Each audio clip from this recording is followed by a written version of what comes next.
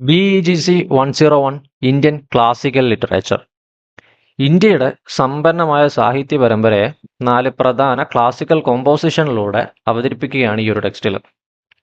നമുക്കിത് 100 മാർക്കിൻ്റെ എക്സാം ആയിരിക്കും ഉണ്ടാവുക. 3 മണിക്കൂറാണ് എക്സാമിൻ്റെ ഡ്യൂറേഷൻ. നമുക്ക് പഠിക്കാനുള്ളത് 4 ബ്ലോക്കുകളാണ്.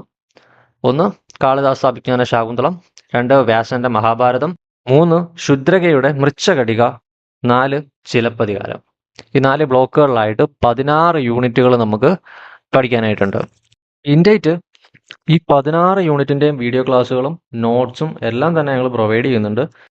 എളുപ്പത്തിൽ പഠിക്കാനായിട്ട് നമ്മൾ പോയിന്റ് ബൈ പോയിന്റ് ആയിട്ടാണ് നമ്മളുടെ നോട്ട്സുകളെല്ലാം പ്രിപ്പയർ ചെയ്തിട്ടുള്ളത്. PDF നോട്ട്സ് മാത്രമല്ല, നമ്മൾ ഈ ഓരോ ബ്ലോക്കിലെയും ഓരോ യൂണിറ്റിലെയും ചാപ്റ്റർ വൈസ് ക്വസ്റ്റ്യൻസും നമ്മൾ വർക്കൗട്ട് ചെയ്യുന്നുണ്ട്. ഇഗ്നോയുമായി ബന്ധപ്പെട്ട നിങ്ങളുടെ എന്ത് സംശയങ്ങൾക്കും നിങ്ങൾക്ക് എന്നെ കോൺടാക്ട് ചെയ്യാവുന്നതാണ്. ഇത് ഈ കാണുന്നതിൻ്റെ വാട്സപ്പ് നമ്പറാണ്. നിങ്ങൾക്കിതിൽ കോൺടാക്ട് ചെയ്യാവുന്നതാണ്.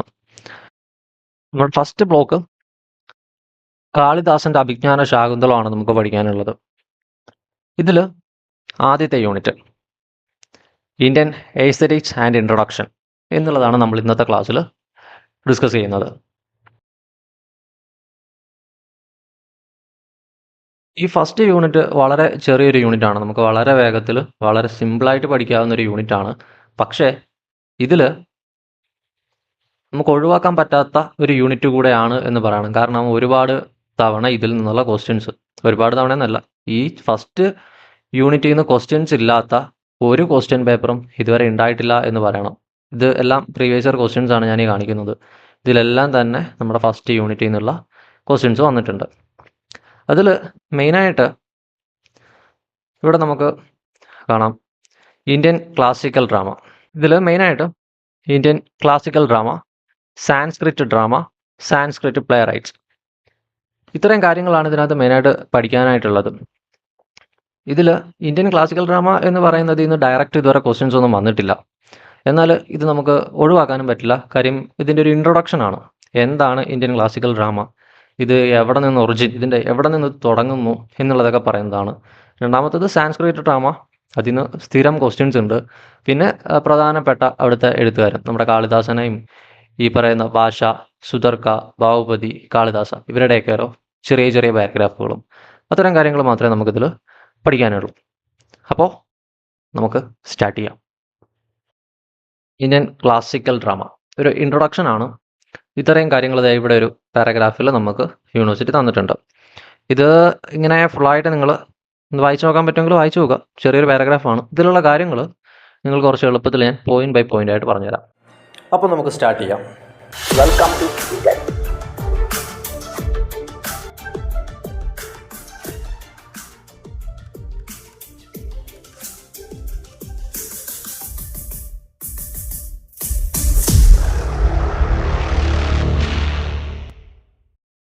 ഇന്ത്യൻ ക്ലാസിക്കൽ ഡ്രാമയുടെ ഒറിജിൻ എന്ന് പറയുന്നത് Vedic പീരീഡിലാണ്.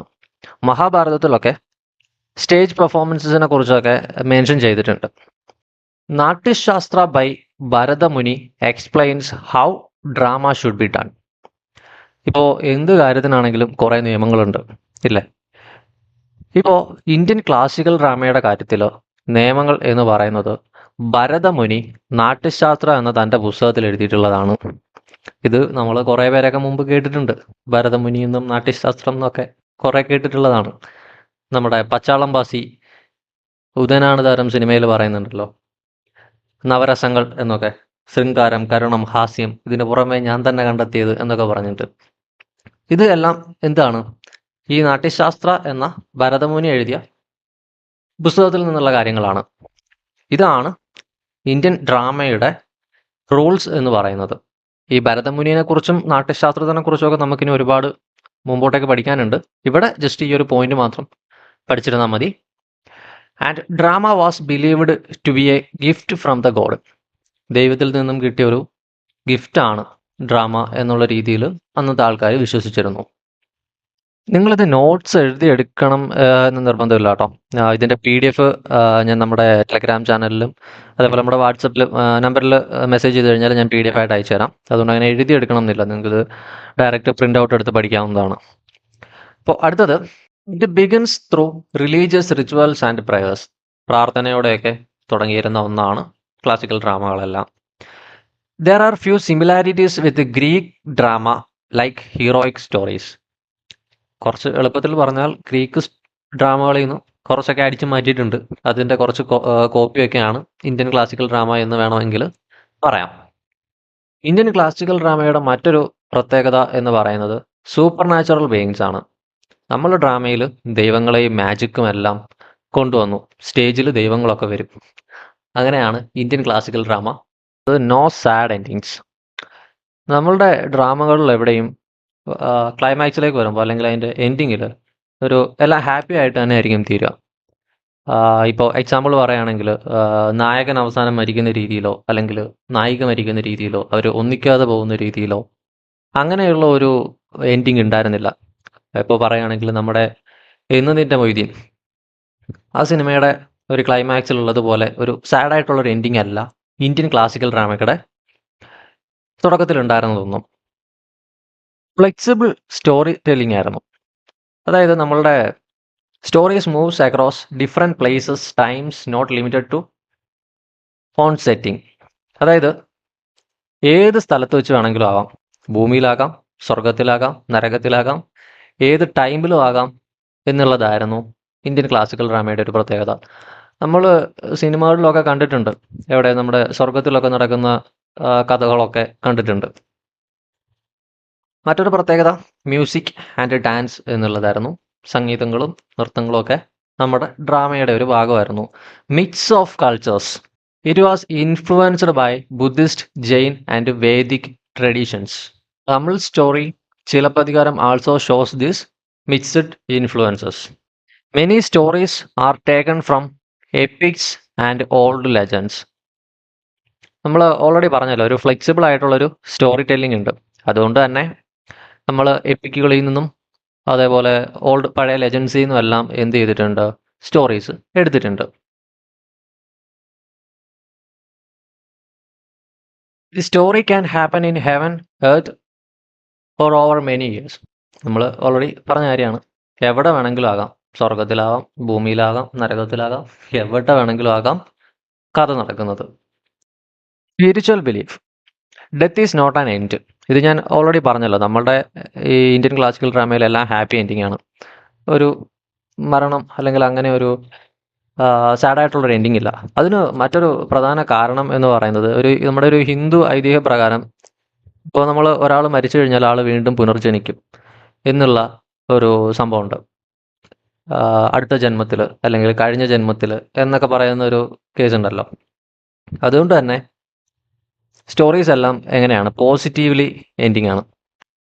Teachers good values. Drama is used to give moral lessons and help people grow spiritually. Feelings matter. The goal is to make audience feel emotions like love, joy or anger, called rasa. ഇതാണ് നമ്മൾ നേരത്തെ പറഞ്ഞ ഭരതമുനിയുടെ നവരസ. ഇതൊക്കെ എങ്ങനെ വേണം, ജോയ് എങ്ങനെയാണ് മുഖത്ത് കൊണ്ടുവരേണ്ടത്, ആങ്കർ എങ്ങനെയാണ് കൊണ്ടുവരേണ്ടത് എന്നൊക്കെ നമ്മുടെ പച്ചാളം പാസി ഒരു വട്ടം കാണിച്ചു തന്നിട്ടുണ്ട്. ഇതൊക്കെ എവിടെയുണ്ട്, ഇതിനെയൊക്കെ എന്താണ് പറയുക, ഇതിനെ രസ എന്ന് പറയും.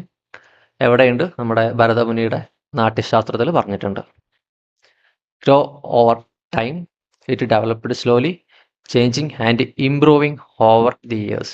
Improving over the years. ഇത് ഞാൻ പറഞ്ഞതുപോലെ, ഞാനിപ്പോൾ ഓൾറെഡി പറഞ്ഞല്ലോ, ഒരു death is not an end അല്ലെങ്കിൽ ഒരു സാഡായിട്ടുള്ള എൻഡിങ് ഒന്നും ഇല്ല എന്നുള്ളത്. പക്ഷേ ഇതിനിങ്ങനെ മാറ്റം വന്നപ്പോൾ എന്തുണ്ടായി, ഈ പറയുന്ന പോലെ വലിയ വയലൻസുകളൊക്കെ നമ്മുടെ സ്റ്റേജുകളിലുണ്ടായി. കഥയിൽ വയലൻസ് ഉണ്ടായി, ക്ലൈമാക്സിൽ വയലൻസ് ഉണ്ടായി, സാഡായിട്ടുള്ള എൻഡിങ്സ് ഉണ്ടായി. അങ്ങനെ മാറ്റങ്ങളൊക്കെ വന്നു. ഇത്രയും കാര്യങ്ങളാണ് നമ്മളുടെ ഈ ഒരു ഫസ്റ്റ് ഇന്ത്യൻ ക്ലാസിക്കൽ ഡ്രാമ എന്ന് പറഞ്ഞിട്ട് നമുക്കുള്ള ഈ ഒരു 1.2 ഈ ഒരു ഏരിയയിൽ പറഞ്ഞിട്ടുള്ള കാര്യങ്ങൾ. ഇതിൽ നിന്ന് ഡയറക്റ്റ് ക്വസ്റ്റ്യൻസ് ഒന്നും ഇതുവരെയും ചോദിച്ചിട്ടില്ല. പക്ഷേ ഇനി വരുന്ന സാൻസ്ക്രിറ്റ് ഡ്രാമ, ഇതിൽ നിന്ന് എക്സാമിന് ഒരുപാട് തവണ ചോദിച്ചിട്ടുണ്ടെന്നല്ല, എല്ലാ എക്സാമിനും ചോദിച്ചിട്ടുണ്ട്. വളരെ ഇമ്പോർട്ടൻ്റ് ആണ്. ഇതും നമുക്ക് ക്ലാസിക്കൽ ഡ്രാമ പഠിച്ചതുപോലെ പോയിന്റ് ആയിട്ട് തന്നെ പഠിക്കാം. Sanskrit drama, one of the most famous drama styles in ancient India. Not just for fun, it also teaches good values, justice, and spiritual ideas. No sad endings. Because Hindu belief death is not an end. നമ്മൾ already പറഞ്ഞു കഴിഞ്ഞ same കാര്യം തന്നെയാണ്. രസ, feelings in drama. Rasa means the feelings or emotions a play gives to the audience. The goal is to make people feel joy, love, anger, fear, etc. The best plays gives a beautiful emotion in experience. എന്താണ് രസ എന്ന് just ഒന്ന് പറയുന്നതാണ്. അടുത്തത് വളരെ important ആയിട്ടുള്ള ഒന്നാണ് types of Sanskrit place. അതിൽ ഒന്നാമത്തത് രൂപക, അതായത് ബിഗ് പ്ലേസ്, വലിയ ഡ്രാമകളെയാണ് രൂപക എന്ന് വിളിച്ചിരുന്നത്. അടുത്തത് ഉപരൂപക എന്ന് പറയുന്നത് ചെറിയ ഡ്രാമകളെയാണ്. പിന്നെയുള്ളത് നാടക ആൻഡ് പ്രാകർണ. നാടക എന്ന് പറഞ്ഞാൽ based on stories of gods and heroes, ദൈവങ്ങളെയും ഹീറോസിനെയും പറ്റി പറയുന്ന കഥകളാണ് നാടക എന്നറിയപ്പെട്ടിരുന്നത്. പ്രാകർണ എന്നറിയപ്പെട്ടിരുന്നത് made up stories with normal peoples. അപ്പോൾ ഒന്ന് രൂപക, ഉപരൂപക, നാടക, പ്രാകർണ. ഇത് നാലുമാണ് ടൈപ്സ് ഓഫ് സാൻസ്ക്രിറ്റ് പ്ലേസ് എന്ന് നമ്മൾ പഠിക്കേണ്ടത്. ഇമ്പോർട്ടൻ്റ് ആണ്, എക്സാമിന് ചോദിച്ചിട്ടുണ്ട്.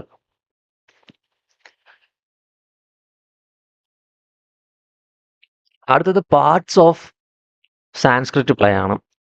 നമ്മളുടെ നാടകത്തിൻ്റെ അല്ലെങ്കിൽ ഒരു ഡ്രാമയുടെ പാർട്ടുകൾ ഏതൊക്കെയാണ് എന്ന് ചോദിച്ചാൽ ഒരു സ്റ്റാർട്ട് ഉണ്ടാവണമല്ലോ. ഈ സ്റ്റാർട്ടിനെ മുഖ എന്നാണ് പറഞ്ഞിരുന്നത്. അതിനുശേഷം വരുന്ന ബിൽഡപ്പ് സ്റ്റേജിനെ പ്രതിമുഖ എന്നറിയപ്പെട്ടു. ഈ ഒരു സ്റ്റേജിലാണ് good and bad things happen. കഥയിലെ നല്ല കാര്യങ്ങളായിക്കോട്ടെ മോശം കാര്യങ്ങളായിക്കോട്ടെ ഇതൊക്കെ എവിടെയാണ്? ഈ ഒരു ബിൽഡപ്പ് ഏരിയയിലാണ് സംഭവിക്കുന്നത്. അതിനുശേഷം വരുന്നതാണ് ടേണിംഗ് പോയിന്റ് അഥവാ Garbha. Good things seems to win. ഈ ഒരു ഏരിയയിലാണ് ഇതിനെ നമ്മൾ എന്ത് പറയുന്നു? ഗർഭ എന്ന് വിശേഷിപ്പിക്കുന്നു. അതിനുശേഷം പ്രോബ്ലം അഥവാ വിമർശ, ബാഡ് തിങ്സ് ടേക്ക് ഓവർ. അതിനുശേഷം എൻഡിങ്, അതിന് നിർവഹണ എന്നാണ് പറയുന്നത്. Everything is solved. ഒരു കഥയുടെ അവസാനം എല്ലാ പ്രശ്നങ്ങളും തീർന്ന് എങ്ങനെ തീരുന്നു? ഹാപ്പി ആയിട്ട് തീരുന്നു. ഓക്കെ. ലാംഗ്വേജ് യൂസ് ചെയ്തിരുന്നത് ഒന്ന് സാൻസ്ക്രിറ്റ് ആയിരുന്നു, രണ്ട് പ്രാകൃതായിരുന്നു. അതായത് റിച്ച് പീപ്പിൾസിന് വേണ്ടിയിട്ട് ഇത് സംസ്കൃത ഭാഷയിലും സാധാരണ നമ്മുടെ കോമൺ പീപ്പിൾസിന് വേണ്ടിയിട്ട് പ്രാകൃത ഭാഷയിലുമാണ് ഡ്രാമാസ് അവതരിപ്പിച്ചിരുന്നത്. അതുകൊണ്ട് തന്നെ പ്ലേസ് ഹാഡ് 2 ലാംഗ്വേജസ്. ഇത് വളരെ ഇമ്പോർട്ടൻ്റ് ആയിട്ടുള്ള ഒരു പോയിന്റ് ആണ്. ഡയറക്റ്റ് ക്വസ്റ്റ്യൻ ഇതിൽ നിന്ന് വന്നിട്ടുണ്ട്. നമുക്ക് ഇവിടെ ഡ്രാമ സാൻസ്ക്രിറ്റ് ഭാഷയിലുണ്ട്, അതായത് പ്രാകൃത ഭാഷയിലുണ്ട്. അതുകൊണ്ട് തന്നെ എന്തുണ്ട്, ഇത് ഒരു ബൈ ലാംഗ്വേജ് ആണെന്ന് പറയാം. എന്തുകൊണ്ട് സാൻസ്ക്രിറ്റ് ഡ്രാമ ബൈ ലാംഗ്വേജ് ആണ് എന്ന രീതിയിൽ ചോദ്യം വന്നിട്ടുണ്ട്. അപ്പോൾ അതിൻ്റെ കാരണം റിച്ച് പീപ്പിൾസിന് വേണ്ടിയിട്ട് അവർ സാൻസ്ക്രിറ്റ് ഭാഷയിലും സാധാരണ ആൾക്കാർക്ക് വേണ്ടിയിട്ട്, അതായത് സെർവൻസിനും വുമൺസിനും കിഡ്സിനും ഒക്കെ വേണ്ടിയിട്ട് പ്രാകൃത ഭാഷയിലുമാണ്. ഇനി ഇന്ത്യൻ ക്ലാസിക്കൽ ഡ്രാമയിലെ ഈ ഡ്രാമയുടെ ഡയറക്ടറിനെ വിളിച്ചിരുന്നത് സൂത്രധാർ എന്നാണ്. ഹീറോയെ നായക്, ഹീറോയിനെ നായിക, ഫണ്ണി ജസ്റ്ററിനെ വിദൂഷക എന്നിങ്ങനെ 4 പേരുകൾ നമുക്ക് പഠിക്കാനുണ്ട്. സൂത്രധാർ, നായക്, നായിക, വിദൂഷക.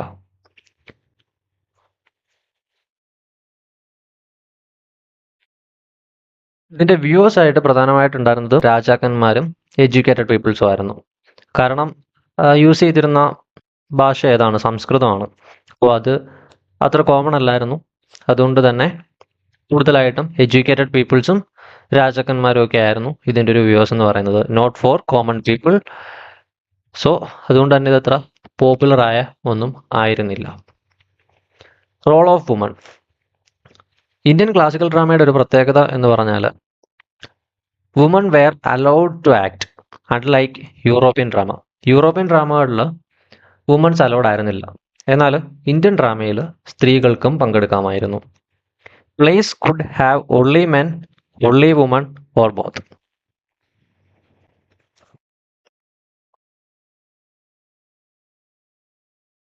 പ്രോബ്ലംസ് വിത്ത് സാൻസ്ക്രിറ്റ് ഡ്രാമ എന്ന് പറയുന്ന ഒന്ന് hard to understand because Sanskrit language.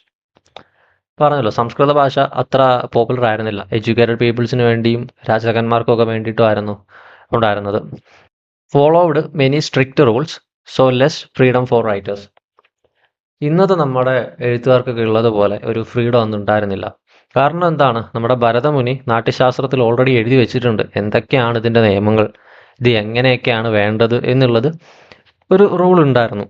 അതുകൊണ്ട് തന്നെ അന്നത്തെ എഴുത്തുകാർക്ക് അത് ഫോളോ ചെയ്ത് മാത്രം എഴുതാൻ പറ്റുന്ന ഒരു രീതിയിലായിരുന്നു ഉണ്ടായിരുന്നത്. അടുത്തതായിട്ട് നമുക്ക് പഠിക്കാനുള്ളത് ക്ലാസിക്കൽ സാൻസ്ക്രിറ്റ് പ്ലേ റൈറ്റേഴ്സിനെ കുറിച്ചാണ്. ഒരു 4 പേരെ നമുക്ക് പഠിക്കാനുണ്ട്. Sanskrit drama was shaped by great playwrights like Bhasa, Shudraka, ഭവഭൂതി and Kalidasa. അപ്പോൾ ഈ 4 പേരെ കുറിച്ച് നമുക്ക് പഠിക്കണം. 4 പേരിൽ കാളിദാസനെ ഒഴികെ ഈ യൂണിറ്റിൽ നിന്ന് ചോദിച്ചിട്ടുണ്ട്. കാളിദാസനെ കുറിച്ച് ചോദിക്കാൻ ബാക്കി ഒരു ബ്ലോക്ക് തന്നെ ഉള്ളതുകൊണ്ട് ഈ ചാപ്റ്ററിൽ നിന്ന്, ഈ ഒരു യൂണിറ്റിൽ നിന്ന് കാളിദാസിന് നിന്ന് ഡയറക്റ്റ് ക്വസ്റ്റ്യൻസ് ഒന്നും വന്നിട്ടില്ല. പക്ഷേ ബാക്കിയുള്ള 3 പേരിൽ നിന്നും ഈ യൂണിറ്റിൽ നിന്ന് നമുക്ക് ക്വസ്റ്റ്യൻസ് മുമ്പ് വന്നിട്ടുണ്ട്. അതുകൊണ്ട് പഠിക്കണം. അതിലാദ്യത്തെ ആള് ഭാഷയാണ്. Lived around 3rd 4th centuries. Known for place based on Ramayana and Mahabharata. രാമായണത്തിൽ നിന്നും മഹാഭാരതത്തിൽ നിന്നും ഉള്ള ഡ്രാമാസ് ചെയ്യുക, എഴുതുക, ഇതിൽ നിന്നുള്ള സൃഷ്ടികളായിരുന്നു ആളുടെ മെയിൻ. ഇദ്ദേഹത്തിൻ്റെ ഫേമസ് വർക്ക് എന്ന് പറയുന്നത് സ്വപ്നവാസവ ദത്ത എന്ന ഡ്രാമയാണ് ഇദ്ദേഹത്തിൻ്റെ ഏറ്റവും ഫേമസ് ആയിട്ടുള്ള ഒരു വർക്ക് എന്ന് പറയുന്നത്. ബ്രോക്ക് ട്രഡീഷണൽ റൂൾസ്. നമ്മൾ നേരത്തെ പറഞ്ഞല്ലോ, അന്നത്തെ റൈറ്റേഴ്സിനൊക്കെ ഒരുപാട് റൂൾസ് ഉണ്ടായിരുന്നു, ലിമിറ്റേഷൻസ് ഉണ്ടായിരുന്നു എന്നുള്ളത്. അതിൽ കുറേയൊക്കെ പൊളിച്ചെഴുതിയ ഒരു മനുഷ്യനാണ് ഈ ഭാഷ എന്നുള്ള ആള് എന്ത് ചെയ്തു, പ്രധാനമായിട്ടും നമ്മൾ ട്രാജിക് ആയിട്ടുള്ള എൻഡിങ്സും വയലൻസും ഒക്കെ സ്റ്റേജിലേക്ക് കൊണ്ടുവന്നു. നമ്മൾ പറഞ്ഞല്ലോ, നമ്മുടെ ഈ ഡ്രാമകളെല്ലാം, ഇന്ത്യൻ ക്ലാസിക്കൽ ഡ്രാമകളെല്ലാം എൻഡിങ് എങ്ങനെയാണ്, ഹാപ്പി ആയിട്ടാണ് എൻഡ് ചെയ്യുക. പക്ഷേ ഇദ്ദേഹത്തിൻ്റെ ഡ്രാമകളിലേക്കൊക്കെ വന്നപ്പോൾ അതിലൊക്കെ മാറ്റം വന്നു. എങ്ങനെയാണ്, ട്രാജഡി കഥകളൊക്കെ വരാൻ തുടങ്ങി, സ്റ്റേജിൽ വയലൻസും ഒക്കെ വരാനായിട്ട് തുടങ്ങി. പിന്നെ പ്രധാനമായിട്ടും കർണനെയും ദുര്യോധനനെയും ഒക്കെ സിമ്പതിയോടെ അവതരിപ്പിക്കാൻ ഇദ്ദേഹത്തിന് പറ്റി. നമ്മൾ ഓൾറെഡി പറഞ്ഞല്ലോ, ആൾക്ക് ഈ രാമായണവും മഹാഭാരതവും ഒക്കെ ആയിരുന്നു ആളുടെ ഒരു മെയിനായിട്ടുള്ള ഒരു ഏരിയ എന്ന് പറഞ്ഞത്. അപ്പോൾ അവിടെ നിന്നുള്ള കർണനെയും ദുര്യോധനനെയും ഒക്കെ സിമ്പതിയോടെ അവതരിപ്പിക്കാൻ ഇദ്ദേഹത്തിന് പറ്റി. രണ്ടാമത്തെ ആള് ശുതർക്കയാണ്. ഇദ്ദേഹം A poet king from 2nd century. ആളൊരു രാജാവ് കൂടിയായിരുന്നു, എഴുത്തുകാരനും ആയിരുന്നു. ഇദ്ദേഹത്തിൻ്റെ ഫേമസ് വർക്കാണ് മൃച്ഛകടിക. ഇത് നമുക്കൊരു യൂണിറ്റ് ആയിട്ട് തന്നെ പഠിക്കാനുണ്ട്. ഇനി വരുന്ന ക്ലാസ്സിൽ അതൊക്കെ പഠിക്കാം. ഈ കഥ എന്ന് പറയുന്നത് ഒരു ബ്രാഹ്മണിൻ്റെയും ഒരു കോട്സിൻ്റെയും കഥയാണ്. Showed real life and society of that time.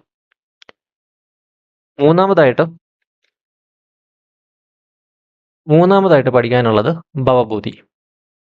ഭവഭൂതി 8th century ജീവിച്ചിരുന്ന ആളാണ്. യശോവർമ്മൻ എന്ന രാജാവിൻ്റെ കോർട്ട് പോയിട്ടായിരുന്നു ഇദ്ദേഹം. Wrote emotional and serious play based on Rama's life. ശ്രീരാമൻ്റെ ലൈഫുമായിട്ട് ബന്ധപ്പെട്ടതായിരുന്നു ആളുടെ എഴുത്തുകളെല്ലാം. മാലാട്ടി മാധവ എന്നതാണ് ഇദ്ദേഹത്തിൻ്റെ ഏറ്റവും മെയിനായിട്ടുള്ള ഒരു സ്റ്റോറി എന്ന് പറയുന്നത്.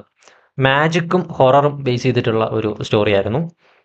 ഇദ്ദേഹത്തിൻ്റെ മറ്റൊരു പ്രത്യേകത എന്ന് പറഞ്ഞാൽ ഇതിനകത്ത് കോമിക് ക്യാരക്ടേഴ്സ് ഒന്നുമില്ല. സംഭവം കുറച്ച് സീരിയസ് ആയിരുന്നു. Focused on serious emotions like anger and sorrow. അതായത് നമ്മുടെ അടൂർ ബാലകൃഷ്ണൻ സാറിൻ്റെ ഒക്കെ സിനിമകളൊക്കെ കാണുന്ന പോലെയാണ് ഇദ്ദേഹത്തിൻ്റെ ഡ്രാമകളൊക്കെ ഉണ്ടായിരുന്നത്. അടുത്തതാണ് കൂട്ടത്തിലെ കൊമ്പൻ കാളിദാസൻ.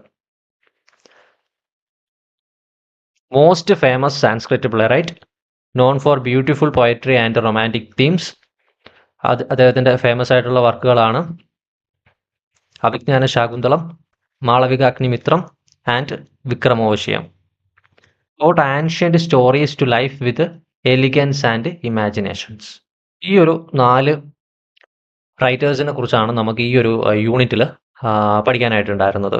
പിന്നെ ഇന്ത്യൻ ക്ലാസിക്കൽ ഡ്രാമ എന്താണെന്നുള്ളതിൻ്റെ ഒരു ഇൻട്രൊഡക്ഷനും ബാക്കിയായിട്ട് സാൻസ്ക്രിറ്റ് ഡ്രാമയും.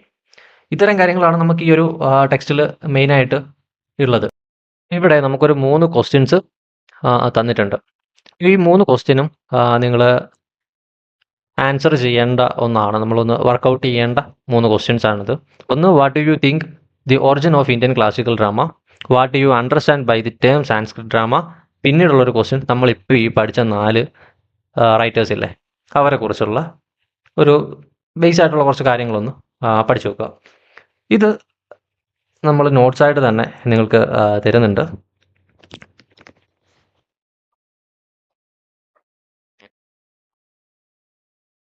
ഇവിടെ നമ്മളുടെ PDF ഈ ആൻസർ PDF നിങ്ങൾക്ക് ഡൗൺലോഡ് ചെയ്യാവുന്നതാണ് കേട്ടോ. ഞാനതിൻ്റെ ലിങ്ക് തന്നേക്കാം. ഇതിൽ ഡീറ്റെയിൽ ആയിട്ട് ഞാൻ ഈ പോയിന്റ് ആയിട്ട് പറഞ്ഞിട്ടുള്ളത് നിങ്ങൾക്ക് എക്സാമിന് എങ്ങനെയാണ് എഴുതേണ്ടത് എന്നുള്ളത് ഈ ഒരു PDF ഞാനിവിടെ തന്നിട്ടുണ്ട്. നിങ്ങളിത് പ്രിൻ്റ് എടുത്ത് പഠിക്കുക. ഫസ്റ്റ് യൂണിറ്റിൽ നിന്ന് ഈ ഒരു 3 ക്വസ്റ്റ്യൻ തന്നെ വരുള്ളൂ. ആ 3 ക്വസ്റ്റ്യനും എങ്ങനെ അറ്റൻഡ് ചെയ്യണം എന്നുള്ളത് കൃത്യമായിട്ട് പാരഗ്രാഫായിട്ട് ഞാനിവിടെ തന്നിട്ടുണ്ട്. അപ്പോൾ അത് പ്രിൻ്റ് എടുത്ത് പഠിക്കുക. അപ്പോൾ ഇത്രയും കാര്യങ്ങളാണ് നമ്മളുടെ ഈ ഒരു ഫസ്റ്റ് യൂണിറ്റിൽ നിന്ന് നമുക്ക് പഠിക്കാനായിട്ടുള്ളത്. അപ്പോൾ നിങ്ങൾക്ക് ഇതുമായിട്ട് ബന്ധപ്പെട്ട കൂടുതൽ കാര്യങ്ങളൊക്കെ അറിയാൻ വേണ്ടിയിട്ട് എൻ്റെ വാട്സപ്പ് നമ്പറിൽ നിങ്ങൾക്ക് കോൺടാക്ട് ചെയ്യാവുന്നതാണ്. ഇന്നത്തെ നമ്മുടെ ഈ ക്ലാസ്സിൽ നമ്മൾ ഈ ഒരു ഫസ്റ്റ് യൂണിറ്റ് മാത്രമാണ് ഡിസ്കസ് ചെയ്തിട്ടുള്ളത്. ബാക്കി 15 യൂണിറ്റുകൾ ഇതേപോലെ തന്നെ നമ്മൾ ഡിസ്കസ് ചെയ്യുന്നുണ്ട്. വളരെ ഒരുപാട് കോംപ്ലിക്കേറ്റഡ് ആക്കാതെ ഇതേപോലെ പോയിന്റ് ബൈ പോയിന്റ് ആയിട്ട് തന്നെ നമ്മൾ ബാക്കിയുള്ളതെല്ലാം പഠിക്കുന്നുണ്ട്. ഇപ്പോൾ ഇത് വലിയൊരു യൂണിറ്റ് അല്ല, ഇതൊരു വളരെ ചെറിയൊരു യൂണിറ്റ് തന്നെയാണ്. ഈ ഒരു ചെറിയ യൂണിറ്റ് നമ്മൾ ഇത്ര ഒരു ചെറിയ സമയം കൊണ്ട് തീർത്തിട്ടുണ്ട്. ഇതുപോലെ തന്നെ വേണ്ടത് മാത്രം, എല്ലാം ഒന്നും നോക്കാതെ ഇപ്പോൾ ഈ വീഡിയോ കാണുന്നവരും എക്സാമിന് ഒരാഴ്ച മുമ്പ് വീഡിയോ കാണുന്നവരോ ചിലപ്പോൾ തൊട്ട് തലേ ദിവസം വന്ന് വീഡിയോ കാണുന്നവരൊക്കെ ആയിരിക്കും. അപ്പോൾ വളരെ വേഗത്തിൽ ടോപ്പിക്ക് തീർക്കാൻ പറ്റുന്നത് പോലെ ആണ് നമ്മളുടെ എല്ലാ ക്ലാസ്സുകളും പോകുന്നത്. അപ്പോൾ കൂടുതൽ എല്ലാ ക്ലാസ്സുകളുടെയും ബാക്കി യൂണിറ്റ് വൈസ് ക്ലാസ്സുകളുടെ ഡീറ്റെയിൽസൊക്കെ അറിയാനായിട്ട് എൻ്റെ വാട്സപ്പ് നമ്പറിൽ കോൺടാക്റ്റ് ചെയ്യുക. Okay, thank you.